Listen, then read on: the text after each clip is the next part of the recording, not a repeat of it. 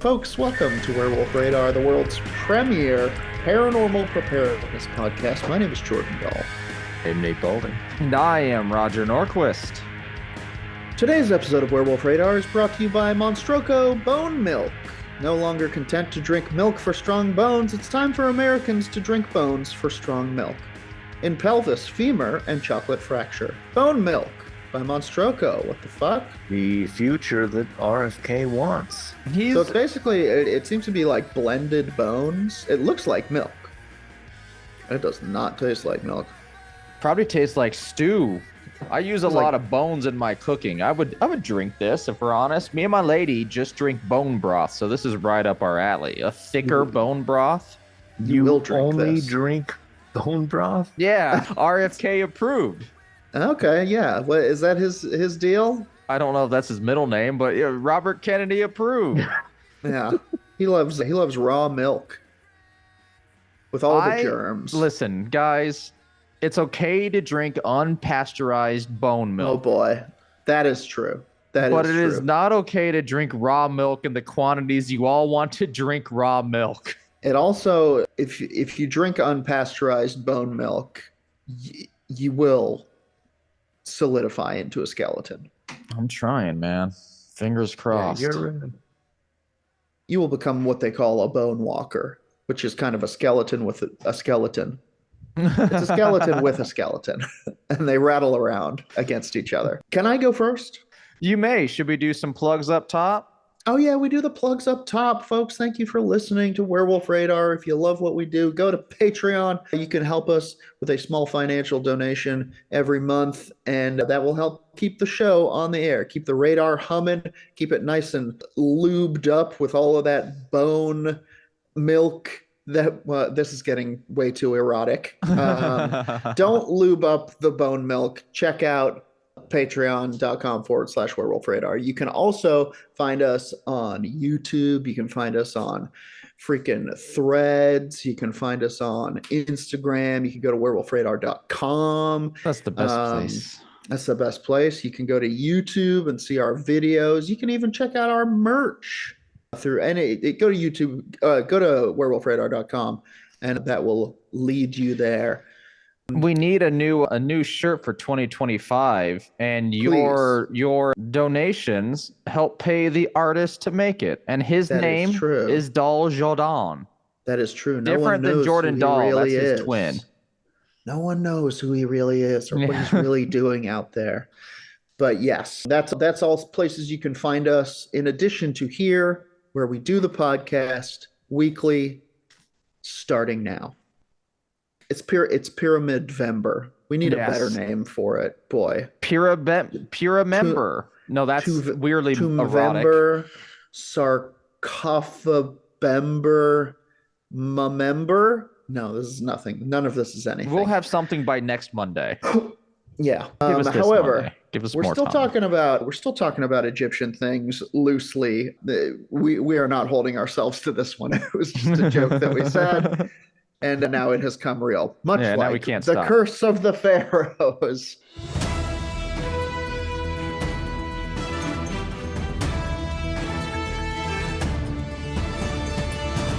I want to talk about the Curse of the Pharaohs. Do it. This is from the Wikipedia page. That's right. There's a Wikipedia page for the Curse of the Pharaohs. And then I have a little listicle that I'm going to Nice. I've been obsessed with the Curse of the Pyramids or the Mummy, I guess. The Mummies, just the Curse of the Pharaohs is what you said. I can barely remember things. It's called the Curse of the Pharaohs, but it's also called the Mummy's Curse. Yeah, it's such a fascinating study of archaeology to where we do shit different because of this curse now. The Curse of the Pharaohs, or the Mummy's Curse, is a curse alleged to be cast upon anyone who disturbs the mummy of an ancient Egyptian, especially a pharaoh. So if you're going to disturb a mummy, make sure it wasn't a rich one, is what they're saying. The wealthy ones could afford better curses. Get one of those slaves. Yeah, like they haven't had it hard enough. Get in there and rifle through his meager tomb. The curse, which does not differentiate between thieves and archaeologists, is claimed to cause bad luck, illness, or death. Since the mid 20th century, many authors and documentaries have argued that the curse is real in the sense of having scientifically explainable causes such as bacteria, fungi, or radiation. However, the modern origins of Egyptian mummy curse tales, their development primarily in European cultures, the shift from magic to science, explain the curses and their changing uses, from condemning disturbance of the dead to entertaining horror film audiences, suggests that Ooh. Egyptian curses are a primarily cultural, not scientific phenomenon, if you can believe it. And Just what? to drop back a little bit, it's very funny to me the idea that a curse might differentiate between thieves and archaeologists. Hell yeah. Like, first of all, Okay, you're here for a different reason. you're it's here okay. to dig It's up okay. my body and show it to people. To Okay with scare, that. not bite you. Yeah. I mean, honestly, okay, so if I was buried in a tomb with all of my things and Yes. my little drawings that I've made and recordings of my comedy from when I was funny and like clothes that I enjoy, graphic tees and things, I would want to be left alone. If a thief came and showed up and was like, "Oh, I'm gonna take this sweet graphic tee," I'd curse him. However, if someone showed up and they were like, "Hey, we want to show everybody your sweet graphic tees and your little drawings and some of your comedy from when you were funny," I'd be like, "Yes, yeah, give me a room at the museum. Yeah, They'll change it to the Jordi, and Ooh, I good will be name. worshipped as a you god." want to be buried on Shopify. Exactly. It is very funny, though. There are occasional instances of genuine ancient curses appearing inside or on the facade of the tomb. Did you guys know that? I did. This is generally like a warning. So it's like you don't go, like, there will be a sign on the tomb that's like, warning, curses beyond this point, wear curse proof jacket. I mean, that's the Carter thing, right? Is they knew that the curse was going to happen and still went inside. Yeah, yeah. So let me tell you about the case of Mastaba, of the Mastaba of Kentika Ikechi of the Sixth Dynasty and Sakura. These had an inscription directed towards the Ka priests to protect the tomb carefully and preserve its ritual purity rather than as a warning for potential robbers. Interesting. So it was like, if you don't keep doing the ritual, this place is going to be cursed. There had been stories of curses going back to the 19th century, but they multiplied after Howard Carter's discovery of the tomb of Tutankhamun. Ooh. That's right. Despite popular misconceptions, no curse was found inscribed in the pharaoh's tomb. The evidence for curses relating to Tutankhamun is considered to be so meager that Donald B. Redford called it unadulterated claptrap. Oh, that's claptrap. offensive. Devastating. Damn. Here's some tomb curses. Curses relating to tombs are extremely rare. Despite what Brendan Fraser would say about it, they most frequently occur in private tombs of the Old Kingdom era. The tomb of Unktifi contains the warning, quote, "Any ruler who shall do evil or wickedness to this coffin may Hemen not accept any goods he offers, and may his heir not inherit." Hemen was a local deity at the time. Yeah, he was the Falcon dude, right? Let's take a look. Yeah, the Falcon dude. I forgot what he did, but I don't know, bird stuff. Yeah, hell yeah, you get it. He's got a falcon head. It rocks. It sounds like he has something to do with like trade and commerce, because the curse is asking Haman not to accept any goods he offers. So maybe, oh, I see. No, that's just like his offerings to this god will be dismissed. Okay, never mind. Anyway, the tomb of Kentika Ikeki from the Sixth Dynasty contains an inscription, quote, "As for all men who shall enter this my tomb, impure, there will be judgment, an end shall be made for him. I shall seize his neck like a bird. I shall cast the fear of myself into him." That would keep me from opening up a door. Yeah, That's fucking that is crazy, pretty fucking dude. gnarly. That goes so hard. I shall seize his neck like a bird. Damn. You can see it. You can see a mummy's hand shooting out of the darkness and grabbing this guy, breaking his neck like a chicken. When by fear intake, like Yeah, that is some fucking- Ghost Rider shit. Bro, that is fucking hard as shit, dude. That's a good ass curse. Curses after the Old Kingdom era are less common, though more severe. Sweet. Oh, you're Sometimes, going to be cut in 5 pieces by chains made by my mummy's robes. I guess they're not robes. What are ribbons? you work on it. You know, curse writing Whatever. has a certain, Yeah. there's a certain finesse. Sometimes invoking the ire of Thoth or the destruction of Sekhmet. Sekhmet, I believe is how the word says. Zahi Sekhmet, Haras, yeah. who we know, quotes an example of a curse. Quote, "Cursed be those who disturb the rest of the Pharaoh. They that shall break the seal of this tomb shall meet death by a disease that no doctor can diagnose." Yeah, I'm keeping that door shut. Yeah. Yeah, that's fucked. I will point out that Doctor Who has faced Sekhmet several times. So if you're not Doctor Who, don't even fucking think that you can step. Truly, But based there on how is the series a has been doctor going, that could I do it. assume they're good friends now. No. Okay, still enemies? Yeah, no, it's like a Patrick Stewart and Ian McKellen relationship. They hang out. They day drink, they watch tennis. So hieroglyphs were not deciphered until the early 19th century. So reports of curses before this are simply perceived bad luck associated with the handling of mummies and other artifacts from the tombs, is what they say.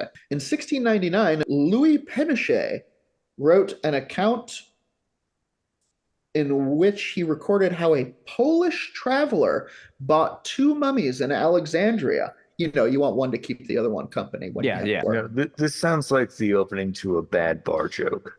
It is But- weird that you want to keep your spiritual entities with a partner or a buddy like you would a dog. That way they don't get Yeah. bored.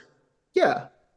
Although it didn't seem to work because he took his 2 mummies on a sea journey with them in the cargo hold. The traveler was alarmed by recurring visions of 2 specters. And the stormy seas did not abate until the mummies were thrown overboard. Wow. All that So- work and you decide to throw them overboard. I mean, the nightmares had to be bad. Yeah. Also, here's the thing. It doesn't say nightmares. It says visions. Oh. Which means Waking dreams, just Yeah, seeing was them he- there. was he just straight up hallucinating. seeing ghosts on his ship? Also, for some reason, I don't think throwing them overboard would calm the spirits. Apparently they didn't No. like it, or at least that stopped them. But yeah, I would assume this is gonna piss them off more. You throw them overboard, and the next day, or you turn around, the mummies are just right behind you, back Yeah. on board. Yeah, you got to take them back to the tomb. Everybody knows that. Zahi Hawass, once again, recalled as a young archaeologist excavating at Kom Abu Bilo, he had to transport several artifacts from the Greco-Roman site.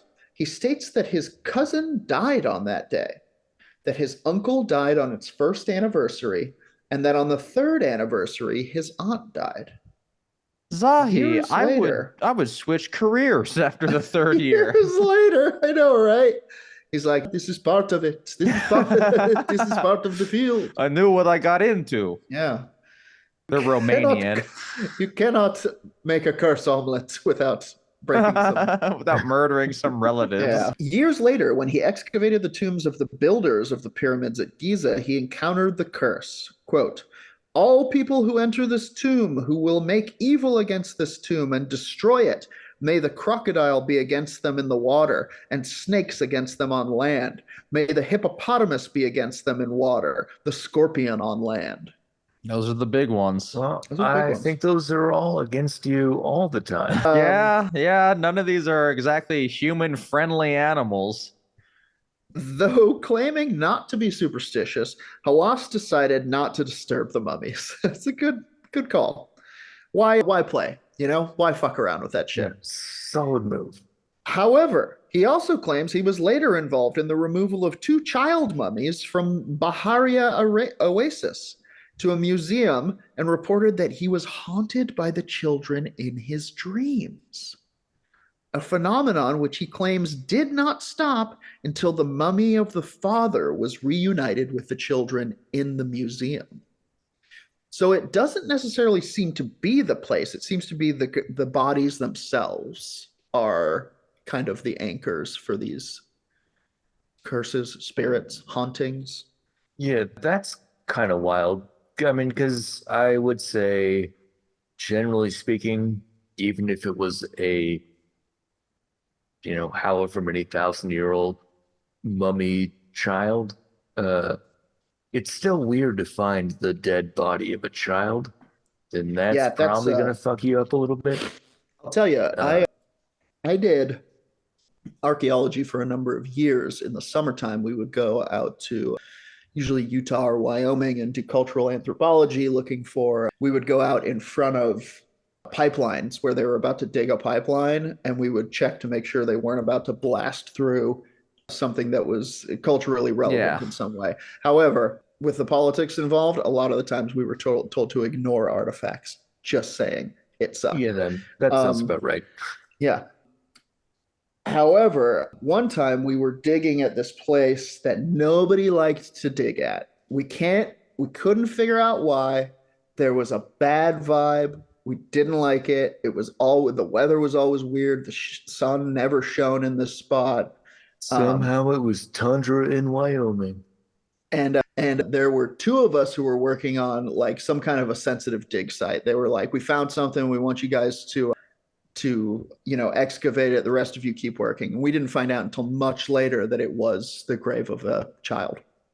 And they found it, and they had to get the cops out too, because whenever you find a dead body, they have to like register that. And yeah, it always made me wonder. It was like, oh yeah, there were bad vibes at that place. Maybe it's because we were grave robbing. But for oil, Jordan, manifest destiny. Yeah, they were doing good work in the end. Yeah, I think they were. They were preserving what otherwise would have been smashed through by a bunch of dudes who wanted to get out of here to get drunk. We need that Kodiak gold. Anyway, this brings us to the opening of Tutankhamun's tomb. Okay. Which arguably really put curses into the forefront of the minds of people. Yeah, movies were created because of this curse. This is from mentalfloss.com. They do great listicles, which is what we read these days.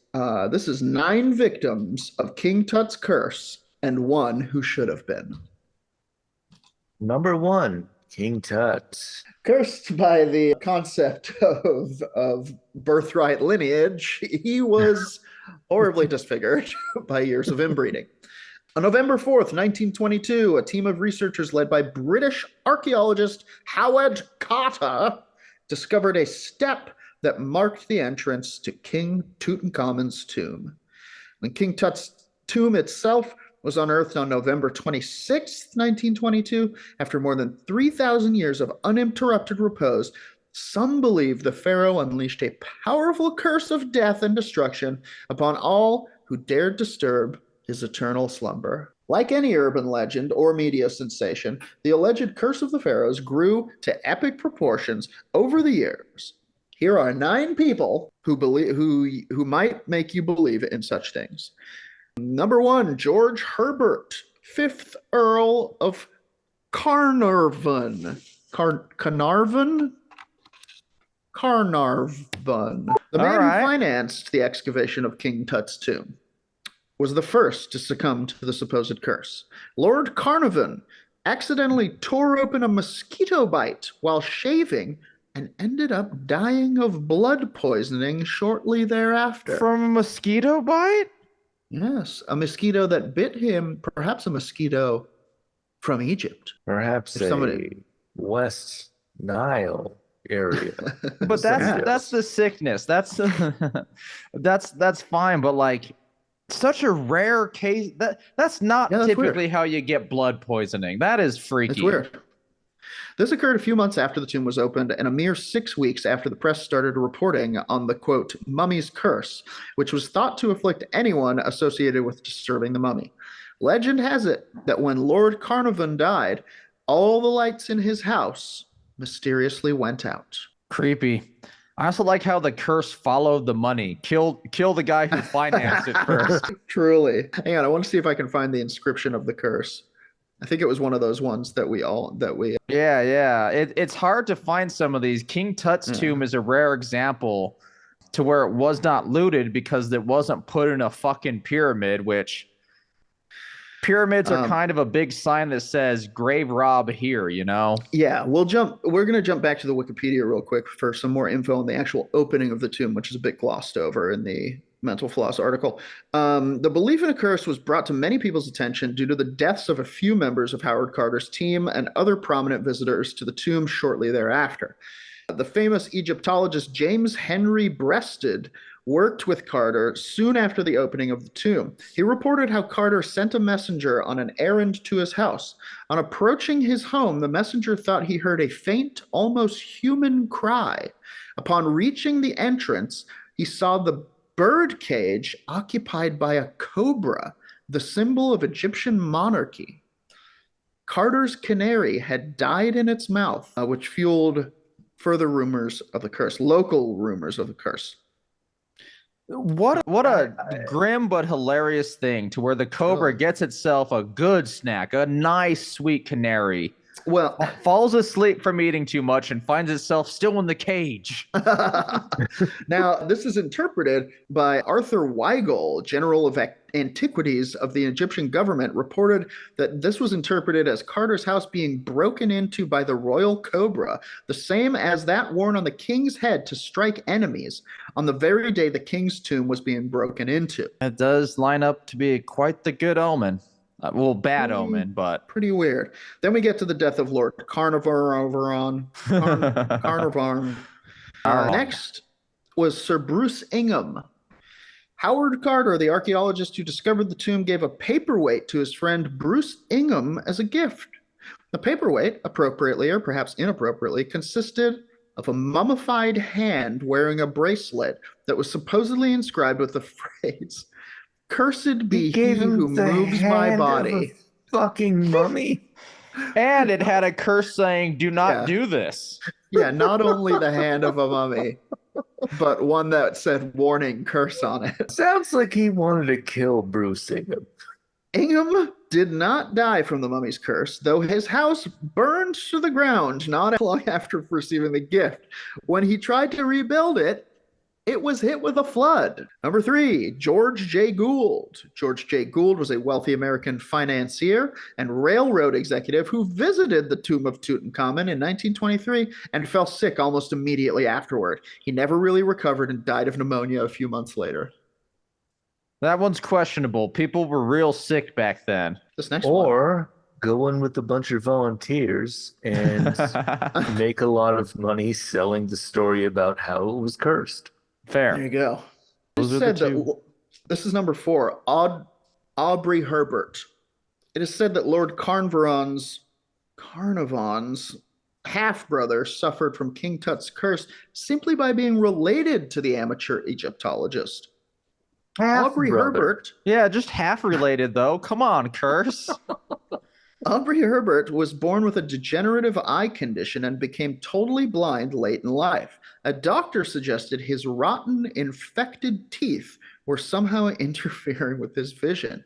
So Herbert had every single tooth pulled from his head in an effort to regain his sight. It didn't work. He did, however, die of sepsis as a result of the dentist's surgery just 5 months after the death of his supposedly cursed brother. This is not a mummy's curse. This is a medicine curse. The first 3 are pretty believable, related for sure. This one is just bad medicine at the time. Boy, seems pretty rough. Going to the barber to get your teeth removed type shit, you know? Yeah, they don't make the comb that'll do that. 5, Hugh Evelyn White.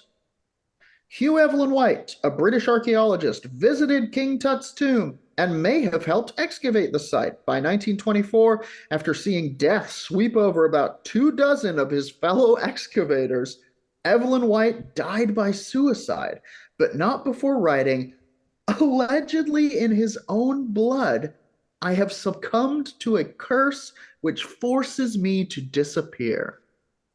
Yeah, that curse is called severe depression.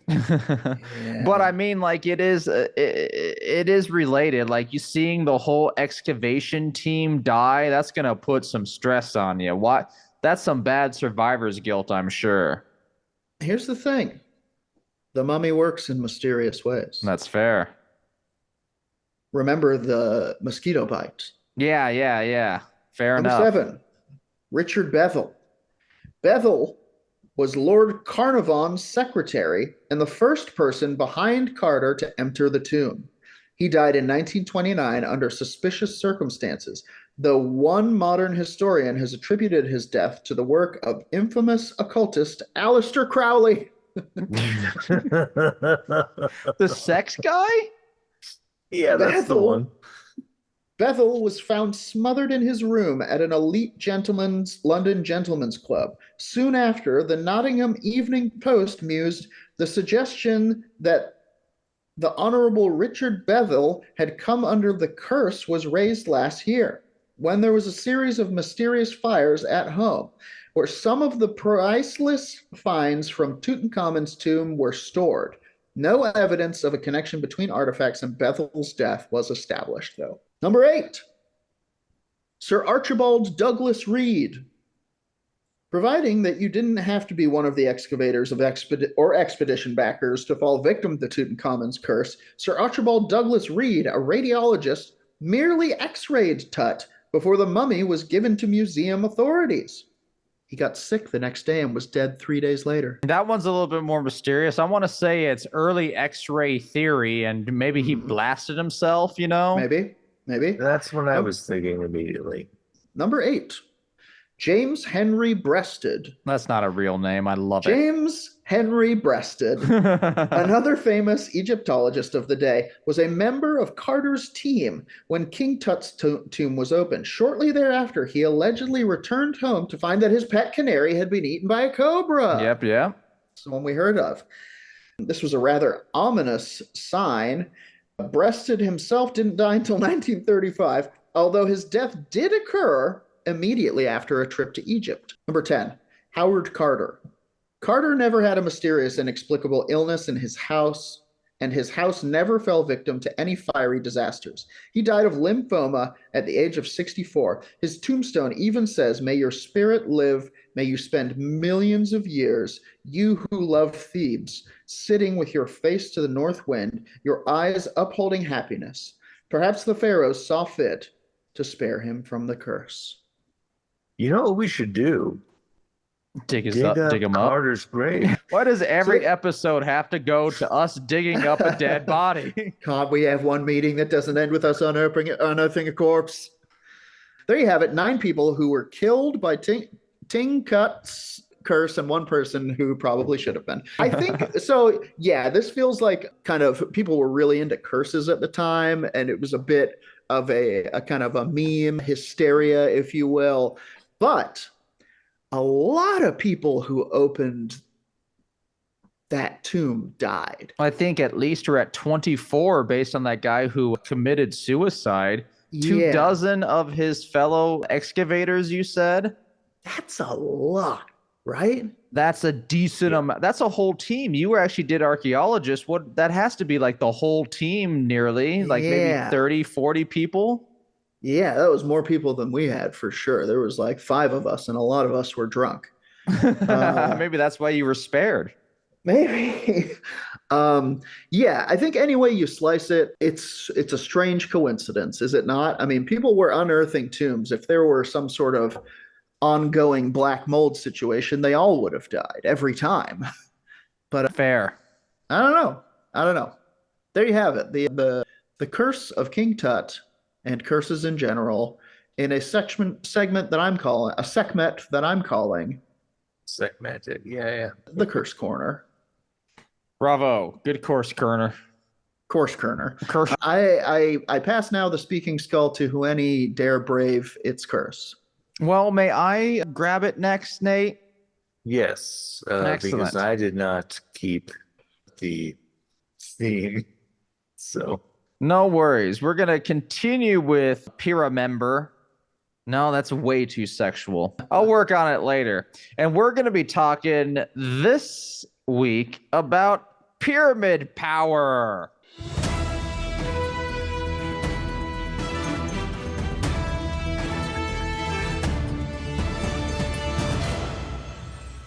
Ooh.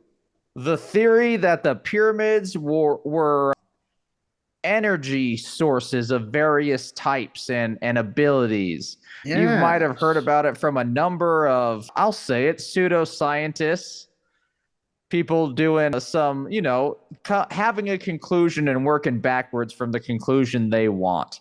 And a big thing specifically with the Egyptian pyramids is that they were energy sources that could do many things, such as preserve foods, sharpen and maintain the sharpness of razor blades. No other blades are mentioned in this. I'm also pulling a bulk of this from the Wikipedia page, but I have other sources, including this neat old book. If we can get that to show. No, just know that I'm holding a book. But it is called The Oxford History of Ancient Egypt. It is a textbook used in beginning level Egyptology courses. But let's just read the Wikipedia. Pyramid power. So Howard Carter might have had this on his shelf. Had a version of it on his shelf. This is the most recent edition. But certainly it does harken back to the early days of Egyptology. Pyramid power is the belief that the pyramids of ancient Egypt and objects of similar shape can confer a variety of benefits. Among these supposed properties are the ability to preserve foods, sharpen and maintain razor blades, improve health, function as a thought form incubator, trigger sexual urges, and cause other effects. All right. A good catch-all to where you can just, if something happens, that's pyramid power. That's the pyramid. This is the first time hearing about it sharpening razor blades. The razor blades is, never heard that normally before. We hear of, in the work of Chris Dunn, I forgot what his book is, but it might be Battery of the Pyramid or Pyramid Batteries. He wrote a whole book. Chris Dunn is a machinist as well, if you don't know his work. He's the guy who went into the pyramids with a square and went, "This is too accurate." He might literally be somebody whose job it is to sharpen razor blades. Yeah, he's up there. I forgot what his title really was, but he was a high-level machinist. And his son is currently going on, Alex Dunn, I believe is his son's name. And he is going on a number of Joe Rogan-style shows, including the Joe Rogan show, going, "My father was right." But Chris Dunn went in there with square rulers and stuff and went, "This is too accurate for ancient people. The tolerances of my tools are not great enough for what they did." And we'll go into that eventually, but let's go on with the history of pyramid power. In the 1930s, a French ironmonger and pendulum dowsing author Antoine Bovis developed the idea that small models of pyramids can preserve food. The story persists that Bovis, while standing inside the king's chamber of the Great Pyramid in Egypt, saw a garbage can inside the pyramid piled with dead animals that had wandered into the structure. What the fuck? That sounds when I read this, I was like, this is my segment. I was going to do it on some hoaxers and stuff, but no, this is fascinating. So he saw a garbage can with piled dead animals and noticed that these small carcasses were not decaying and inferred that the structure was somehow preserving them. However, Bovis never claimed to have visited Egypt. Okay. Right. Yeah. Bovee ascribes his discovery to reasoning and experiments in Europe using a dowsing pendulum. In their words, I have supposed that Egyptians were already very good dowsers and had oriented their pyramids by means of rod and pendulum. Being unable to go there to experiment and verify the radiations of the Cheops pyramid. I forgot which one that is. I do believe it is not a... Oh, it is one. It's the big pyramid. Sorry, I forgot the name of it. I have built with cardboard some pyramids that you can now see. And I was astonished when, having built a regular pyramid and oriented it, and this is once again of cardboard, I found the positive at the east and the negative at the west, and the north and south dual positive and dual negative. Gasp. That sounds like you did it wrong. A new superstition, since with supposition, with the help of our positive 2,000-degree magnetic plates, we can mummify small animals. Could the pyramids have the same property? I tried. Okay. Yes, he says mummify? That's right. We're going to go into it.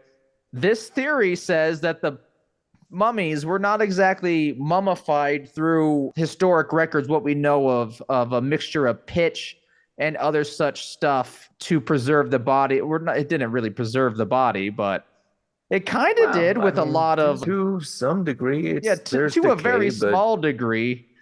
I do believe the Peruvian mummies are better mummified than the Egyptian ones because there's not... Whoa. I'm throwing the mantle down. Wow. Come at me, Egyptologists. Shots fired. I believe wind and cold's a better way of mummifying than globs of pitch. I mean, and honey. There's a reason. And honey, my bad. There's a reason that we have freezers and not canopic jars. Yeah. But anyway, the pyramids in theory could mummify small animals. Could the real pyramids, much larger than his cardboard pyramids, have the same property? Which means Bovee was just kind of gathering up, I don't know, let's say he lived in Paris, Parisian rats, killing them and just stuffing them in a cardboard pyramid, seeing what would happen.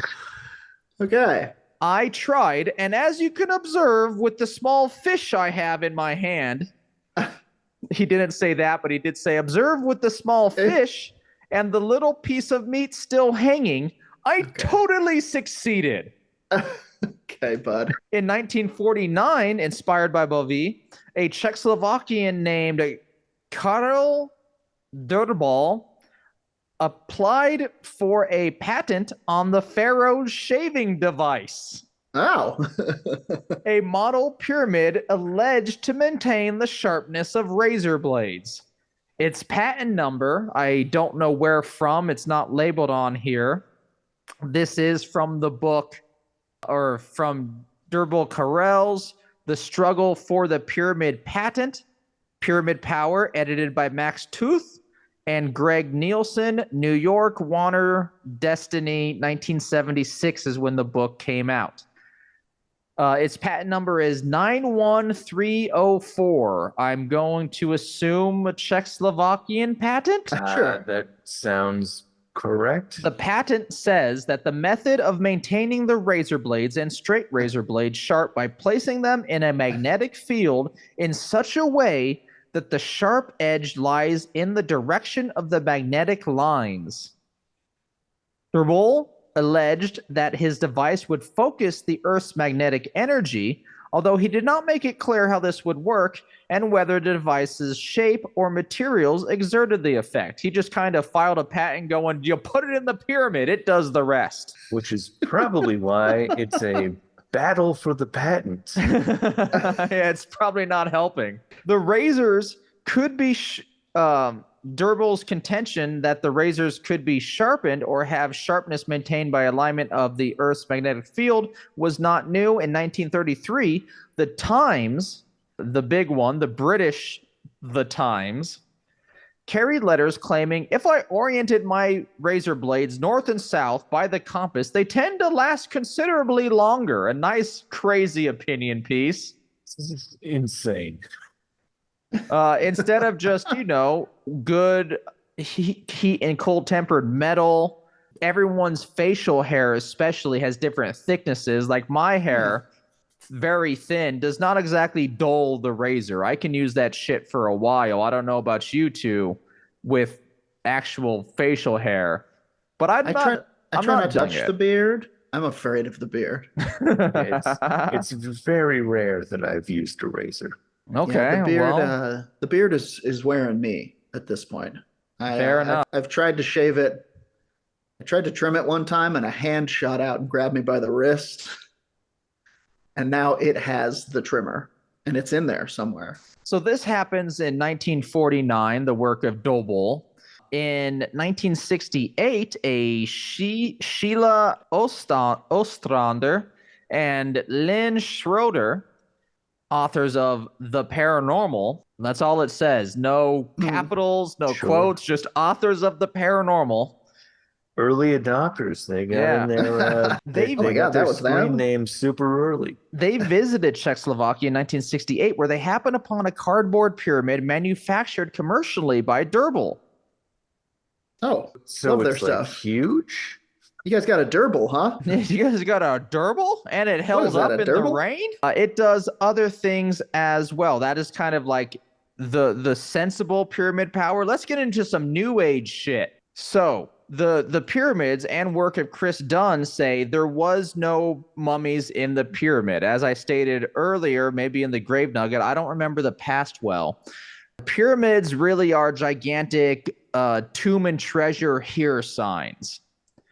So a lot of pyramids that we never found mummies in, that's the case because they were robbed countless times throughout the centuries and millennia.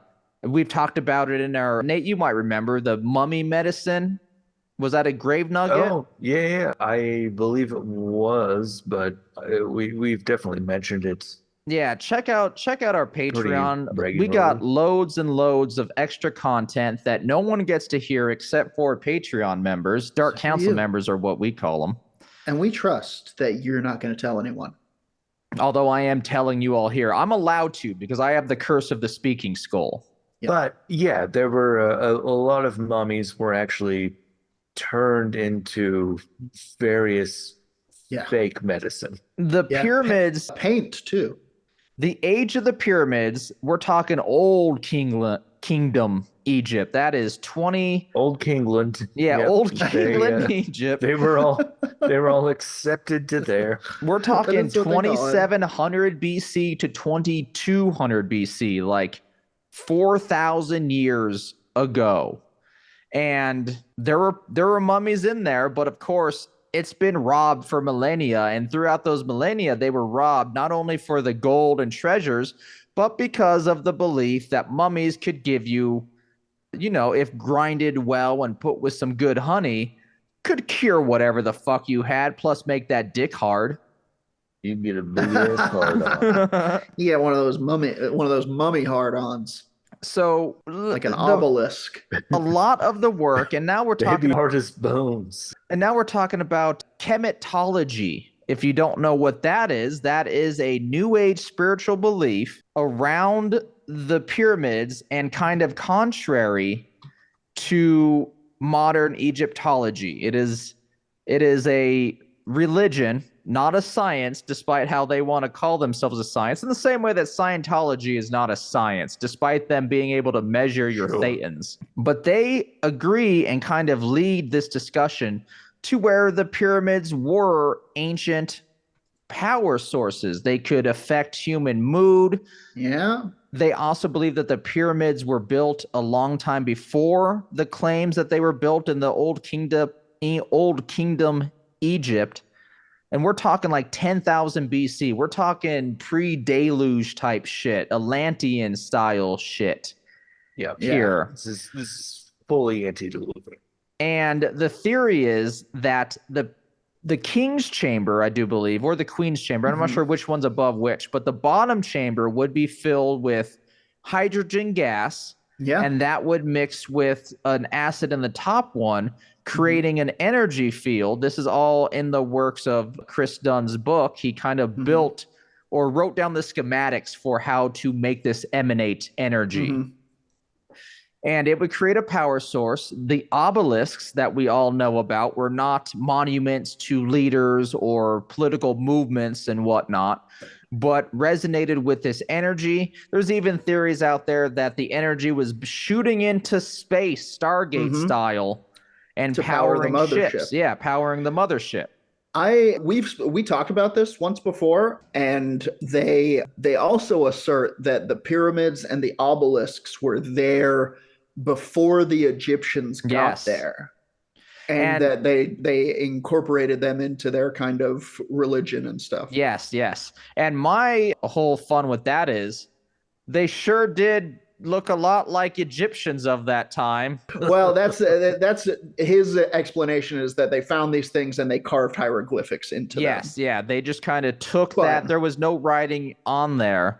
And they put their writing on there. That's problematic for a different reason. Yes, it is. The big theory of the Sphinx is that they found the Sphinx, and there's plenty of evidence, and I talk about him a lot because he's a decent scientist who is wrapped up in the pseudoscience-ness of it all. But Robert Schoch believes that, and has geological evidence to the contrary of modern Egyptology, that the walls of the Sphinx enclosure were eroded by water, which we now know is because the Egyptians flooded that area to build the pyramids. It's why they're so level. You know what also levels itself? Crocodile-infested water. That is also true. But there is evidence, legitimate evidence, that is still being debated, that the Sphinx was just a yard laying. Is that what a stone is called? Like a weird stone out of nowhere in the prairie, a yardang? I'm saying it wrong, but the Sphinx more than likely could have been carved over multiple centuries, and then eventually we know the Egyptian one. So there is some evidence of an ancient culture. However, in this book, I got a lot of books now. I'm reading again. You can't see it, but I'm holding a book, and that is The Birth of Gods and the Origins of Agriculture. This area has been inhabited for, thousands of years, going back to like 15,000 BC. We're talking the Cave of Swimmers style shit. Yeah. But the Egyptian pyramids are Egyptian. Long and short, though, that is the pyramid power. Some of the finer notes why it is kind of leading to this: the pyramids are built from limestone and granite, both of which are very good conductors of energy. Right. Yeah. Piezoelectric, I believe. Yes. The pyramids sit on top of underground tunnels and chambers, which they believe are not mummy holders, but channels to amplify and channel energy through a chemical combustion, kind of chemical reaction, is what I meant to say. It is also maybe have been built according to chematology and the work of Chris Dunn. The pyramids of Giza could have been built with large crystals underneath them to act as a energy transmitter. We do know that the pyramids are built on aquifers deep underneath the ground. I think that is just coincidence, but it does add to this energy buildage. Moving water, if you put an energy meter and separate the stream from your faucet, it produces enough energy to light a small LED light bulb. Have fun with that, everyone. Use that on your sink. It kind of is freaky, but it is legitimate. Moving water creates a electrical current. It's true. Well, yeah, that's why we have dams. No, that's different, Nate. I'm talking straight up like energy is being created from the running water, not it's moving an alternator type system. But anyway, that is why we have dams. Water be powerful. Water be powerful. Well, there you have it, folks. Pyramid power is all pyramid around. Power. It is. I don't believe it's it's real because, as I keep saying, the pyramids did have mummies in there. The reason there's no writing in some of the pyramids is because writing was literally invented during the building of the pyramids. They were working on that. Yeah, it's some of them are way too. I don't expect to find a manuscript that can be read Yeah. that's 6,000 years old. At 27,000 BC, when the Pyramid of Djoser was built, the Egyptians literally did not have writing beyond receipts, for trade and whatnot. And then during the building of the pyramids of Giza, we have our first cartouches and whatnot saying like, this is Khufu's, and various other builders and craftsmen going, this is approved. This is an official pyramid approved block. Put it in. Yeah, I like the idea that in every pyramid there is 6,000-year-old manuscript that's like the pyramid user guide, like how to make energy and how to make it into the afterlife with all of your stuff. And as I've been mentioning recently, because I'm holding on to this theory because I find it fascinating and how some people doing this research fail to see it. But even in this old kingdom era, 27,000 BC, 2700 BC was an entirely different Egyptian culture than the end of the age of the pyramids at 2200 BC. Yeah. At one point, they had no care or ability to put writing in the pyramids. And then at the end, it became common practice. And we have the Egyptian Book of the Dead, the curses and whatnot that we see on a lot that Jordan talked about in his segment. That all gets developed. Egyptian culture was not one large monolithic culture over the eons, Yeah, they famously, we are closer now to Cleopatra than she was to the building of the pyramids. Yeah, fascinating. I'm learning to really enjoy ancient history and its correct telling. That being said, we had a lot of fun talking about this one. Anyway, build a pyramid. I want the listeners to build a cardboard pyramid and tell me how sharp your blades remain. What if you build a pyramid over your try bed? To turn any animal into a mummy with a cardboard pyramid. What if you using build just a cardboard pyramid over your bed and you sleep in it, and then over the years you become a mummy? And just as a side note, a lot of people, and then I'll pass the skull to you, Nate, because I've taken up more than enough time. I do apologize. The pyramids of different cultures were built for different reasons. The pyramids of Egypt were predominantly used to house a family of people, if not just one king, while, let's say, the Mayan pyramids were used for vastly different things, mostly ritual sacrifice. Whereas, got to keep that sun god up. That's a monument to a god or a goddess. Yes. Whereas the pyramids of Giza are monuments to living gods. Yes. Man god. And the pyramid in Las Vegas is largely used for losing a lot of money and cheating on your spouse. And and also very cheap to stay at. Yeah. And in terms of them being older than what we think, there's a direct line of development in construction from the mastabas that Jordan was talking about to the pyramids. When people wanted to build tall-ass buildings that could be seen from miles away, they weren't building skyscrapers. They were building sound and steady stepped pyramids because, they tried building skyscrapers and they all collapsed. They weren't skyscrapers, but things over 1 story tall were just collapsing until they discovered, you got to reinforce that shit. Yeah. Also, there's an Eddie Griffin special where he talks about the pyramids, and that's also very entertaining. An Eddie Griffin special? Yeah, dude. His theory was, and it was wrong, but he was right in the theory that Egyptians definitely built the fucking pyramids.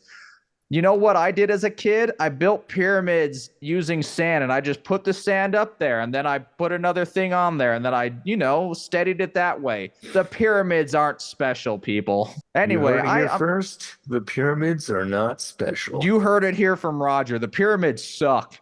All right, I'm going to pass the skull so we can wrap up this episode. Jordan's got a screenwriting class he's got to get to. We're not doing it this week. Oh, no. Is the teacher okay? Did the curse get him? I don't know. We'll find out next week. Okay. He's finishing up his Thanksgiving 2 script. Yes. Anyway, I'm putting it back in the box, putting it in the tube. Here you go, Nate. It should be arriving in your tube hole soon. Thanksgiving to Canadian Thanksgiving. This year, it's early. I have celebrated Canadian Thanksgiving, and it's just the same. Is it Yeah. Canadian Thanksgiving based on the lunar calendar? So sometimes it's early, sometimes it's late. Yeah. You know, Yeah, like it's- Hanukkah and Christmas. Yeah. It's the third full moon in November. The There third are turkey 3. moon of the season. I forgot that we were going to do Pyramid December. To be honest, a nice palate cleanser from one of us is always nice. Sometimes we go too heavy. But so I've been reading about ghost ships.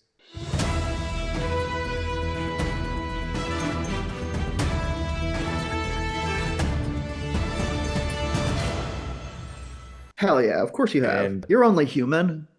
I'm only human. Hopefully one day a And so ghost I've- captain. I've got a couple things about ghost ships. I guess I'll just do one. Do one and a short one, maybe. Let's make it one a and full short segment, one. Okay. if possible. So the first thing we're going to do is about the Caleuche. The Kalalu, I already don't know how to pronounce it, and I'm so bad at parroting words. Caleuche. Kalauche. Yeah, also called the Enchanted Ship, the Basioche, the Ghost Ship, or the Warlock Ship. This is a legendary ghost ship from Chilote mythology from southern. You might remember Chilote as being the place where the magician mafia lived, where they were making the Imbunches. Oh, yeah. So this is Ah. also a ship related to that. So the legend of the Caleuche is related to many aspects of history and the beliefs of the Chiloe archipelago. Renato Cardenas' book of Chiloe mythology is a collection of stories, legends, and magic derived from oral tradition, also known as, in addition to all the other things I said, the Marino, the Ship of Magic, the Ship of Fire, and apparently a handful of other names. They are all names given to the Caleuche, a marvelous ship of music and lights that travels along Chiloe canals. Certain conditions, such as foggy days, make it possible to sense and see the ship. Sounds of chains, parties, music, and the dominating outline of the ship make it unmistakable. And I gotta say, chains and parties don't seem to mix. Yeah. It depends, you know. On the party. Yeah, Depends on the party, I a guess. fun Okay. BDSM style party, you know. For some, it's a mesmerizing sight and can pass right through the other vessels, while others claim to have attended parties inside the ship. So people have claimed to have gotten on this thing. Where I assume, yes, it was probably a rousing BDSM party. Though they would have preferred it to be on land and in the company of women, exclamation mark. This is from Wikipedia. Sometimes there are no editors. For those parties, they make a deal with merchants who have daughters, and the Caleuche provides them with merchandise in exchange. Thus, the locals explain the rapid appearance of merchants who are never seen buying anything, but prosper quickly. Those protected by the Caleuche generally have black hens and tarred boats, with ropes of gilenia, which is like it's a white flower, Neat. it's a lily basically. So we should gather favor of this haunted boat from the sounds of it. Well, Of it course. appears that we should be selling our daughters to ghosts. Oh boy. All right. How do you get a daughter? Jordan, what are Well, the birds and the bees? well, apparently he can buy one. I'd rather Uh, not. I'd rather, I Yeah. guess, I think making one's the best way, although what I'm going to do with that daughter is That's probably not generally great. speaking, purchasing someone isn't a great way to get them to trust, love, and respect you. Yeah, it's not great. The Caleuche can both disappear and take on the appearance of whatever it desires so as not to be seen. By the way, the ship's alive and it has a mind of its own. Hell yeah. Its sailors can transform into sea lions or dolphins. Another one of the ship's features is its extraordinary speed. In order to witness these phenomena without being seen, one must cover one's mouth. The first thing it senses is breath. Oh, So if a boat rides up on you at some point, just, hold your breath. There are also varieties of trees behind which one can hide so as not to be captured by the Caleuche, some being the Chilean wineberry and the olivio. I'm sorry. Can you imagine seeing a ghost ship and then running into the forest as the ghost ship follows you and being able to hide? It's very Scooby-Doo-ish. Extremely, especially behind a Chilean wineberry tree. I assume these are all coastal, like beach trees, but I do find it Yeah. hilarious that if you don't hide, the boat's gonna come and get you. It's gonna develop legs and walk on land. Yeah, that's terrifying.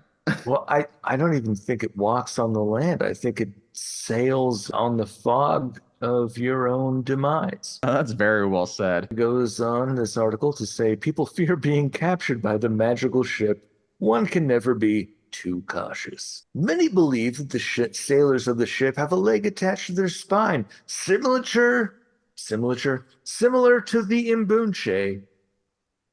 So they've got Imbunches on board. It's a good defense for being pushed over, you got that leg to catch you. While others describe them as well presented, wearing special clothing and having cold hands upon greeting. I assume on the account of being dead. In general, they are honest in their behavior, and with the help of their crewmates, they rescue shipwreck survivors. Ooh. So it's not all horrible. Some believe that their final destination is the port named City of the Caesars, a marvelous place hidden away somewhere along the Andes where its residents eternally reside. Chiloé sailors recommend that one is very respectful when trying to navigate through the area. They suggest that one not sing or whistle, as it angers the Caleuche and gives rise to the misfortune it may bring. I love a good ghost that hates singing.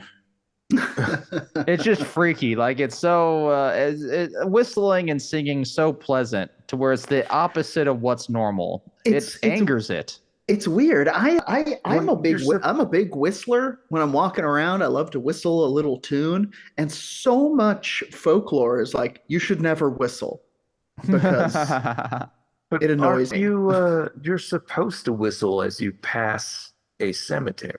No, the opposite. I thought you were. Jeez. I guess we're gonna have to do our first werewolf radar cemetery experiment. Oh boy. Well, I can't whistle, so. Well, I can. Really Jordan and I will test it. You write it down. Yeah. Can do. Between the various hypotheses that have been proposed on the origin of the legend, it's suggested that it could be a readaptation of the Flying Dutchman. Oh, it does have some Flying Dutchman qualities. Very possible, yeah. I mean, that's got to be the most famous ghost ship. It has also been argued that it was based on real events, such as the disappearance of another actual Dutch ship, the Imbunche. Oh. Or the mysterious disappearances of the Spanish Estrecho de Magallanes. I think I'm saying that correctly. Sounds about right. Another possibility is that the legend has origins based on the arrival of ships to the archipelago of the Netherlands, led by Balthazar de Cordes, in an expedition that captured the island for a brief period in the year 1600. Another interpretation Jesus fucking Christ. You got this. Another interpretation is that it was originally only an invention to hide contraband operations in the Chiloe archipelago, which I'm going to say is definitely the one that's real.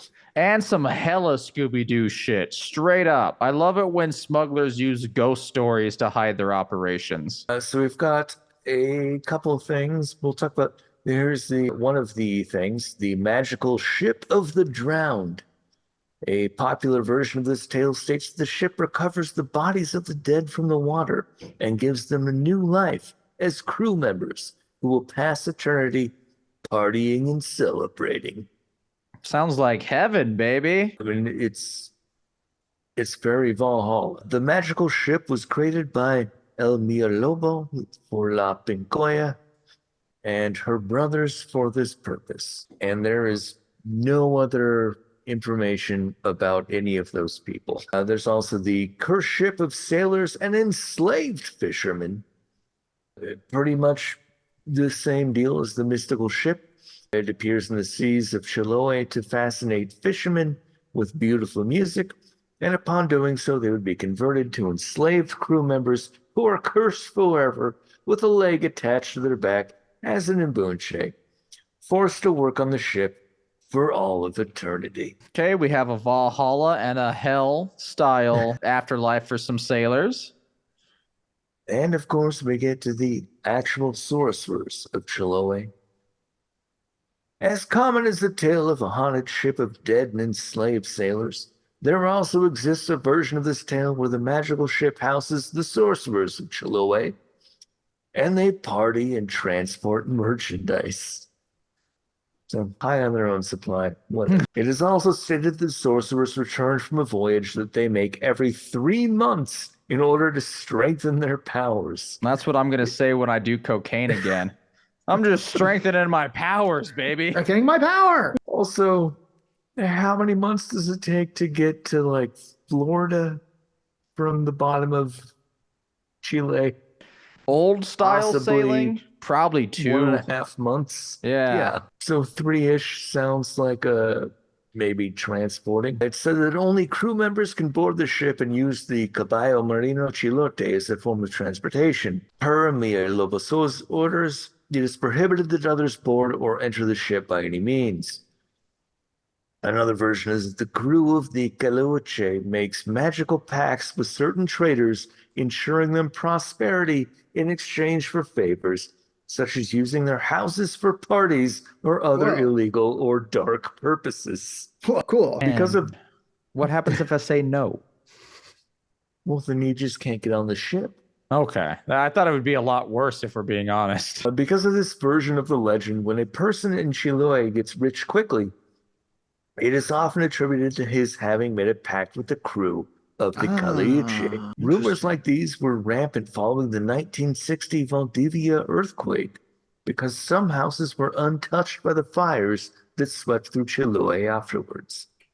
In that same decade, there were stories that the sounds of a ship dropping anchor could be heard around the houses of many prosperous merchants in the Chiloe archipelago. There were supposedly the sounds of the Caliche stealthily delivering goods and treasures to those with whom it had a pact. However, most people rejected this supernatural explanation and instead blamed the merchants' prosperity on mortal rather than supernatural smugglers. Once again, that's some good Scooby-Doo story right there.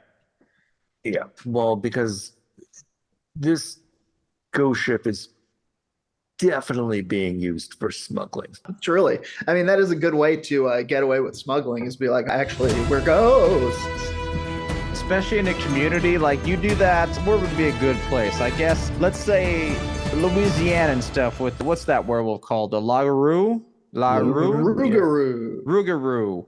Put on, no one's going to suspect the Rougarou with a backpack of also smuggling cocaine into the state. They're just be like, no, I'm not fucking with that shit. Well, I think the thing you have to decide is, how can you trick a border patrol? And you got to find the right person to believe that you're a werewolf.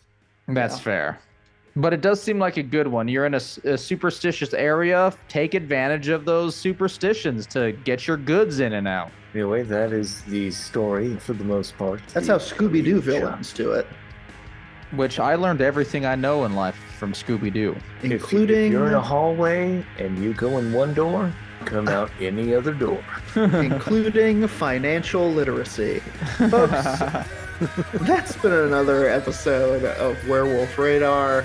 Thank you so much for your continued support. Was there another ghost boat story you wanted to tell, Nate? Oh, I think I might just keep this up. Okay. Excellent. Part 2. Part 2. Hell, we love it. We already did our plugs, so, we just got to thank you again for listening to the show. Tell your friends, give us 5 stars if you can spare the time. And until next time, as always, our sign-off line on the count of 3. 1, 2, 3. Punch the sky, Spaceman Joe. Moon sky. Wait, can we trust the moon? I still like Pyramember. And then, pretty good. It's a dick with a pyramid head. Yeah, sure. To enhance the power because of the energies.